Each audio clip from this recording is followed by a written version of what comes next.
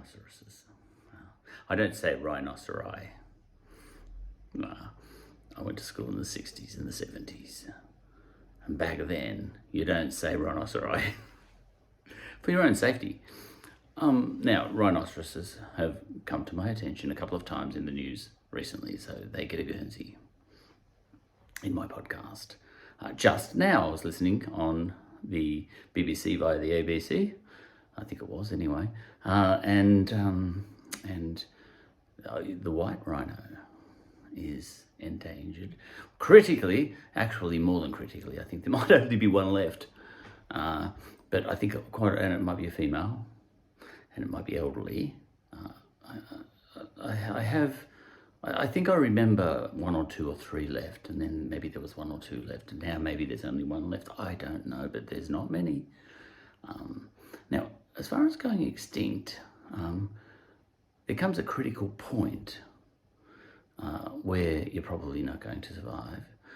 And that, I think that's, if your numbers fall under whatever critical number that might be, maybe it's 50, maybe it's 100 or something. But at some point, if there's only 10 males and 10 females left of a species, I think you might be talking you're a goner, because the genetic diversity isn't there anymore.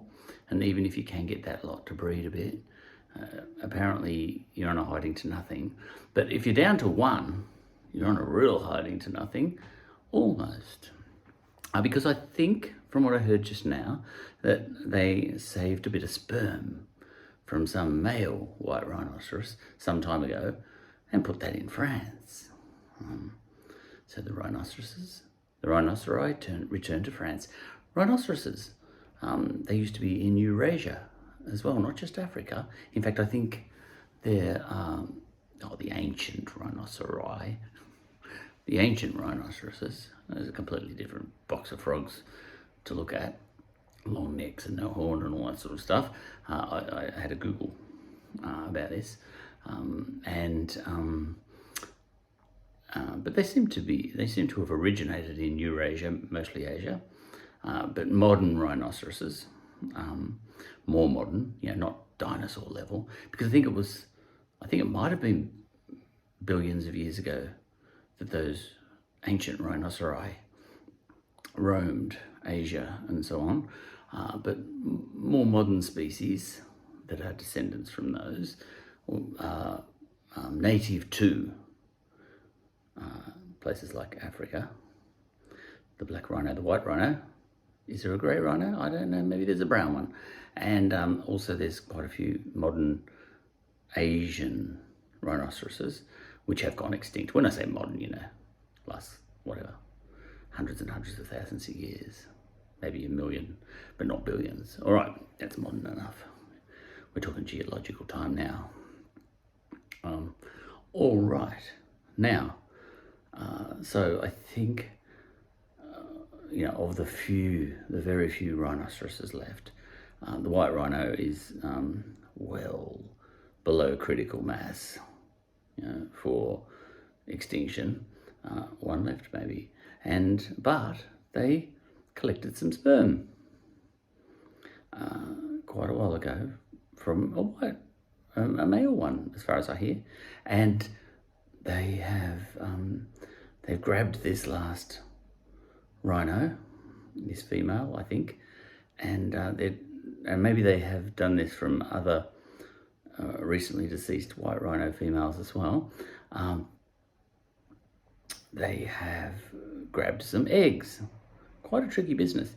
And I heard just now that they've managed to create two embryos. So the white rhino continues on. Now, I don't know how pure that's going to end up and all that sort of stuff, but maybe they can get one going. But where would they put it? They'd have to put it in some other rhino to gestate. I guess you can't gestate in a box, as far as I know, if you're a rhino.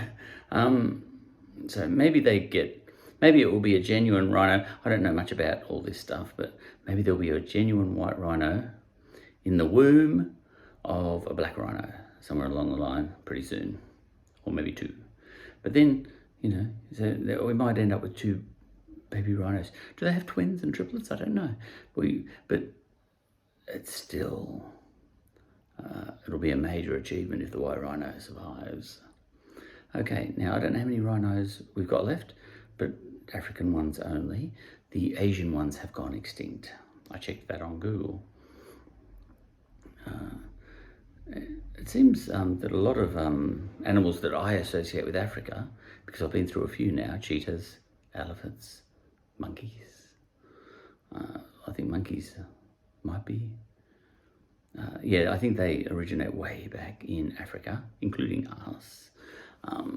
But, things like elephants, cheetahs, cats in general, and now rhinos and probably hippopotamuses, they seem to have come, and all the horse type things like zebras, giraffes and all that sort of stuff, they seem to have been at least as much in Asia and Eurasia, as they have been in Africa. In fact, quite a few of those are actually native, by the sound of it, to Europe.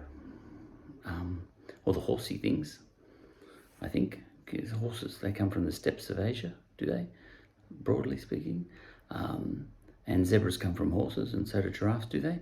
All that sort of thing, But we're talking about, and hippos, I think, were a scourge right across Europe. I'm pretty sure they were in England as well. I know rhinoceroses were all the way across into even the Philippines, in a long time ago. Now, when in ancient times, but not paleontological times. So when I say ancient, so there's levels and levels and levels of deep time.